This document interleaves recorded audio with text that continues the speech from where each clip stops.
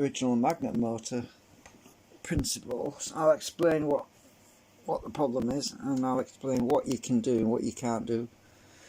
So, oh no, just dropped everything.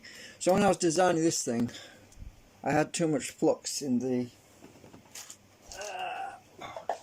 pick that up, I'm dropping everything on the floor.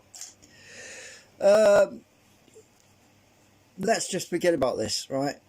Because there's some basic principles. Let me just put my charger in because I don't want to run my battery down.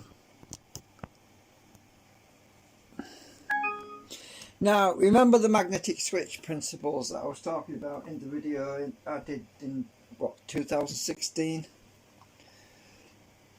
What you have to do is create a H switching network of magnetic flux, because what you need to accomplish is balance. I've talked about balance in the past, and yeah, it kind of just dropped out of my head a little bit. But if you have a situation of these are all Nico magnets. These shiny metallic looking are all Nico magnets. That's a little bit of steel, just ordinary piece of steel between the two, and this is a piece of ferrite on the other end, and I'll explain why I'm using ferrite and steel. Well, the main reason for using the steel is because we need to have close coupling on the magnet actuated end, which is this end, and we need to have loose coupling on the ferrite side, so that we have we can bias this. Now this thing tends to fall apart when you put a biasing magnet on it. So what I'm going to do is I'm going to stick it in this blue tack, which is kind of getting full of ferrite dust, because I was cleaning some magnets that were full of ferrite dust. So I'm just going to stick this in this blue tack so that things don't fly apart on us. I am going to design a new magnet motor, and I'm much more confident that I can get this to work, because I had a bit of a brain fart. Well, it's been hot lately, you have to forgive me. It's been pretty warm weather, and I wasn't thinking very clearly. Now, if you've got oops, this is a bit cockeyed now. If you've got a really balanced situation, that is that the end, or this end, is you've got a north and a south, but basically cancelling each other out. If you've got that situation, you can subtract one of the fields, and without any actual feeling of it doing anything, it has a pull, equal pull on the north, and it has an equal pull on, well, it's supposed to have an equal pull on the south, which it's not quite there, but I need to bias one of these magnets because they're not balanced right at the moment. So I think let me just check which magnet this is, which one's out of balance. Oh, it's that one. Yeah, just bias that. You can change the polarity just by sticking them on a neodymium magnet. So I've got that balanced. It should be now. Let's see. Yeah, that's better. That's better. So that this can move, what we want is an array.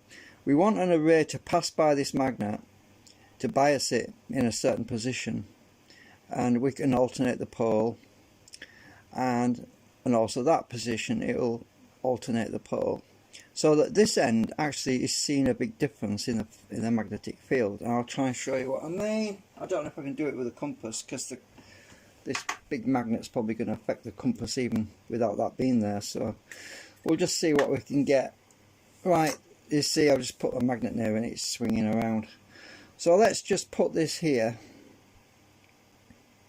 I'm hoping you can see this, but we'll try and find a smaller magnet that we can do this with that will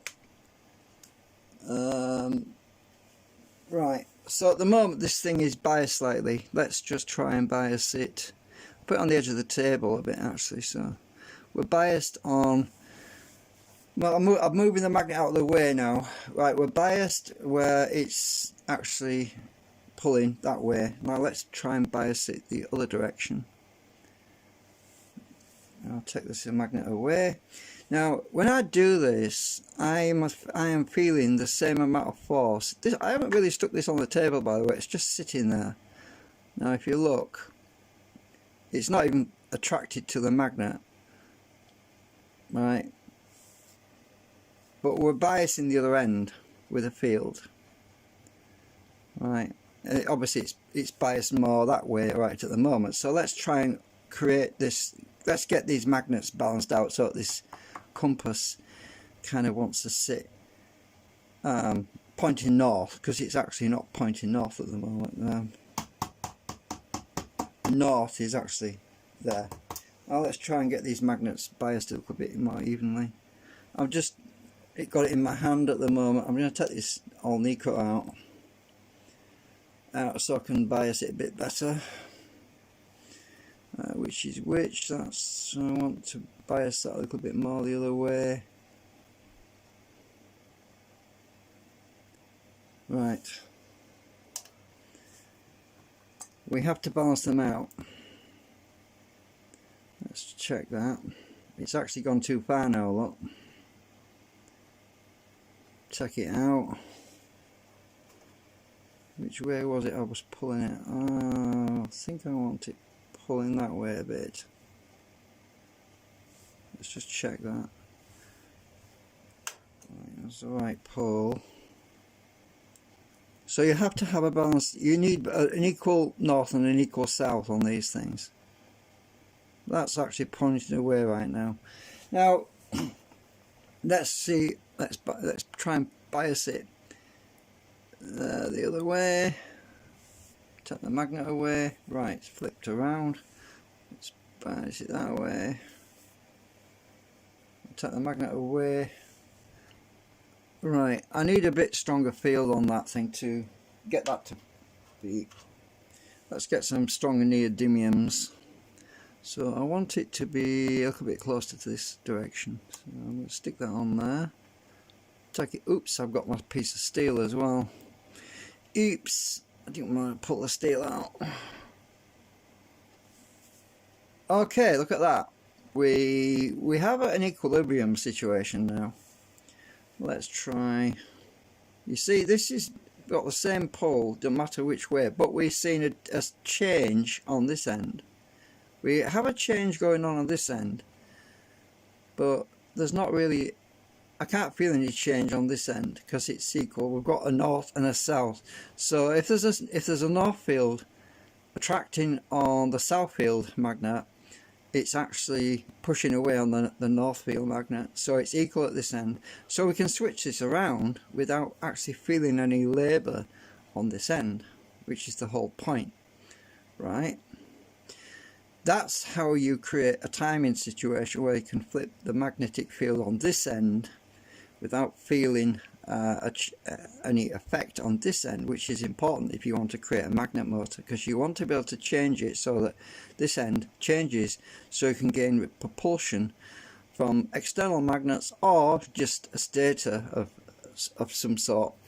Stator being coupling, steel shielding or whatever you want to call it, that can couple to the next magnetic field that's on the other side, so it'll pull itself along. And then as it does that, the magnet on this side will flip around, because this is not doing anything. I mean, I can't feel anything on here, but if I was to stick this on my plastic ruler like this, we'll see if it will. If it gets too close to that piece of iron, it's going to pull. But at the moment, let's just flip that round. I don't want to get too close to the. See, it's at a funny angle at the moment.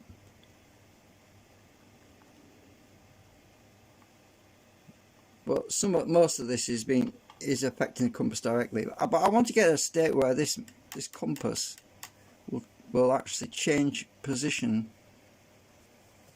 each time I do this. This is what I'm trying to do. So if I can get this on this bit of steel, and get it off without pulling the steel out of the way. Now let's make a note of where that is. Oh, my magnet's too close. Hang on, I backed out a minute. Well, let's see if we can bias it the other way. Come off. Ew, bugger, that piece of steel's come out now. I need to wrap this blue tack stuff around it. Right. Now, you see I biased it the other way, look, it's pointing away now. Let's pull it in again. I want to get close to that steel without it pulling the steel out. Now, if you look, we've biased it the other way now, look.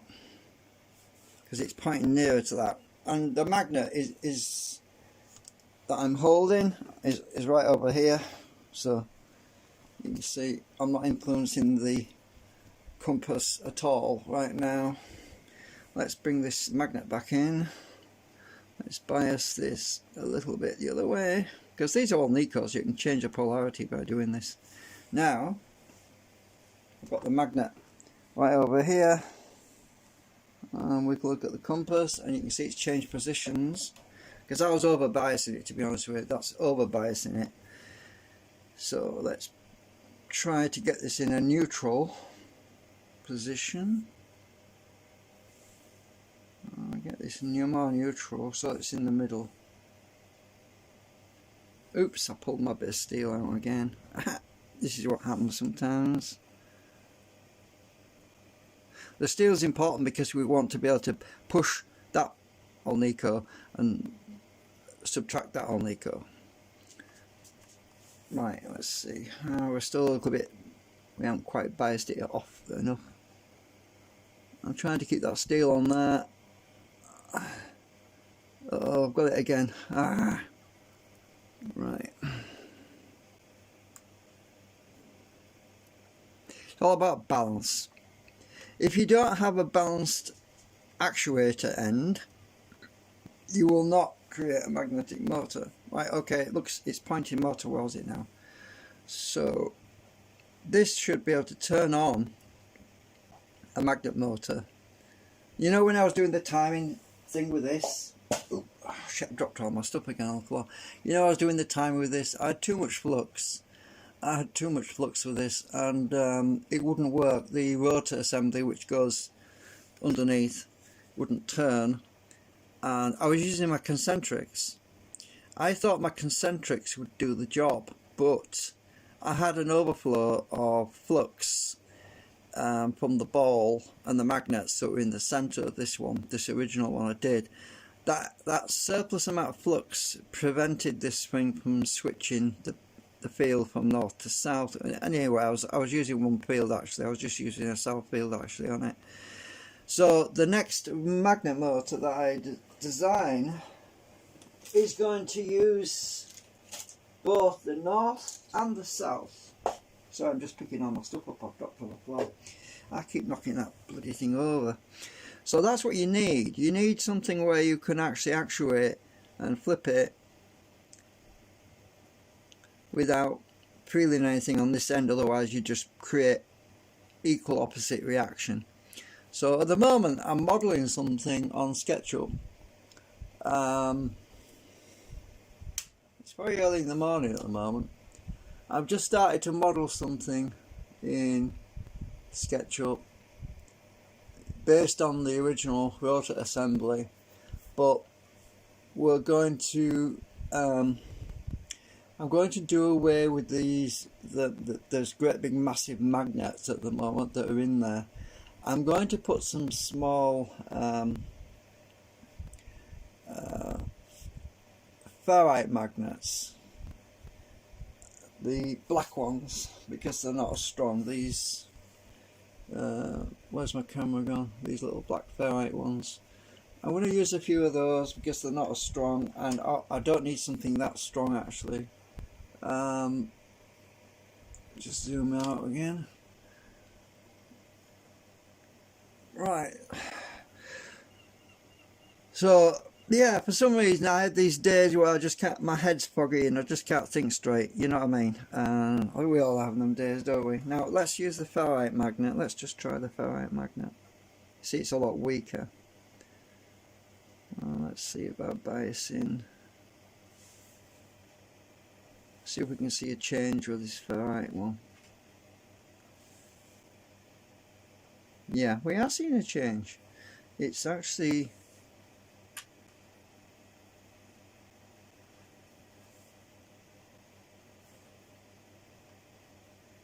I'm trying to keep it so I'm trying to stop it from changing I'm trying to stop this from affecting the compass directly by holding it on the side.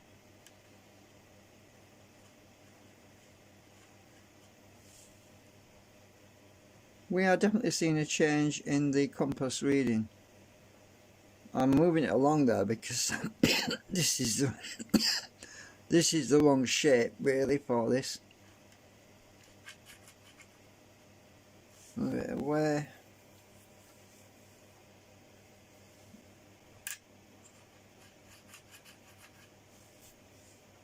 Yeah, you can see what we can do. We can change the actual field.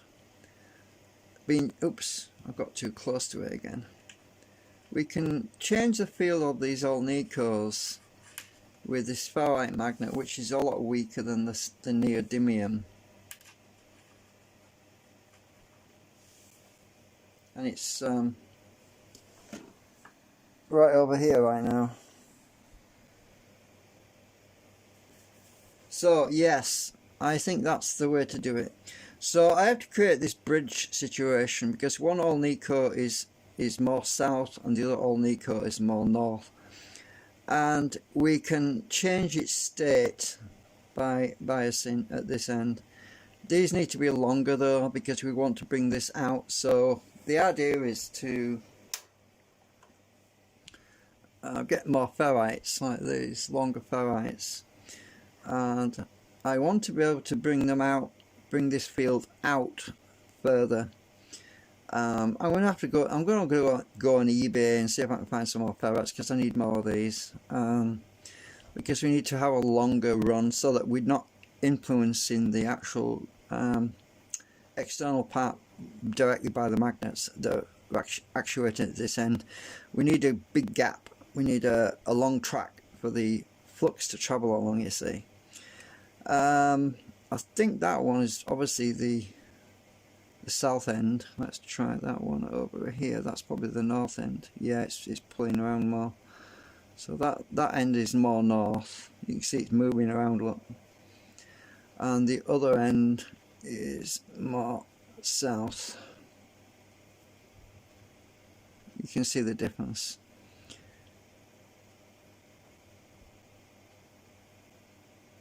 So I hope you learned something. Because this thing needs to be mounted in a horizontal plane like this on a rotary system so we can get more of them, and then we can have our actuation magnet or steel external, that's a stator rather, something like a stator, so this can actually push or pull against the stator as it's moving around on the rotor assembly. So I just thought I'd share that. If you have a balanced loop, there's no reason why you can't get it to work. You have to have a closed loop. That's important. If you don't have a closed loop, then you're working with stray magnetic fields, and stray magnetic fields are unpredictable, they're erratic, you can't control them, they're all over the place. You've got to create a circuit, a magnetic circuit that you can control from one end. That is what is needed to make a magnet motor. Those are the basics, those are the do's. The don'ts are when you start doing what I was doing before, which was really very erratic, because that had flux all over the place, and it was just, so anyway, that's a little tutorial on some basics, and I'm quite confident that I can get this to work. I've got this wrong way around. I need some more materials at the moment, so yeah. I've got plenty of old Nikos that I can bias, but ferrite is an important thing, because think of the ferrite like it's like a rubber band. Well, it's like a sponge. Ferrites, you can push the flux along it and it'll compress in the ferrite more easily than you can do that in the old Nico. So I want the flux to be able to be suppressed or swinging from one end to the other end of this ferrite, so that this ferrite acts. Imagine it like a bar graph, not a bar graph. Imagine it like imagine a needle on a meter going along like this. When the needle swings over to that side, it's more south, and when the needle swings over to that side, it's more north.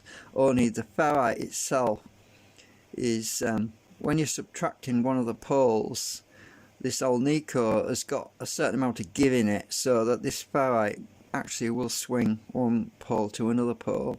And we've got a large area over there as well to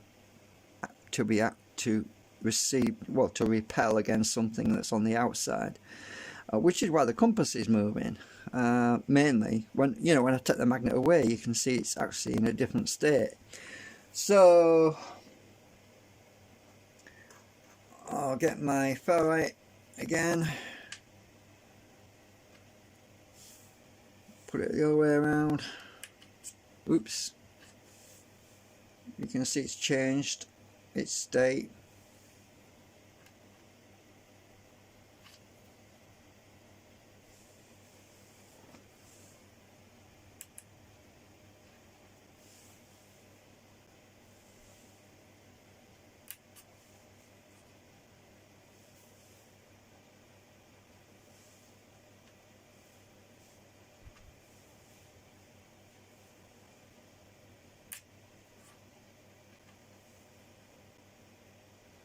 Yeah,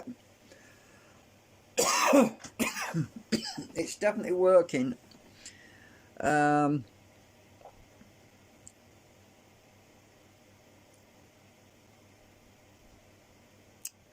So yeah, I think that's all for now. Right, thank you for watching.